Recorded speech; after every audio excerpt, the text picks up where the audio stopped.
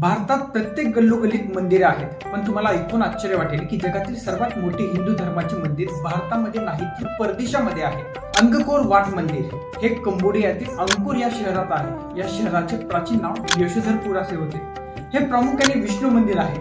असे असले तरी ब्रह्मा आणि शिव यांच्याही प्रतिमा तिथे आहे. या मंदिराचे निर्माण कार्य अंगकोरचा राजा सूर्यवर्मन दुसरा यांनी 12व्या शतकात केले. मंदिराच्या चारही बाजूंनी पाण्याची खणके आहेत. हे मंदिर 162.6 हेक्टर क्षेत्रावर वसलेले आहे. मंदिर परीख आयताकृती 5 किलोमीटर पाण्याने वेढलेले आहे. या मंदिराला बांधण्यात 3 लाख मजुराव्यतिरिक्त सुमारे 1000 हत्तीच्या मदतीने 35 वर्ष लागली. या मंदिराची रचना पुराणात उल्लेख असलेल्या मेरू पर्वताला डोळ्यासमोर ठेवून केलेली आहे. मुख्य मंदिराच्या सभोवतीला एकूण 5 गोपुरे आहेत.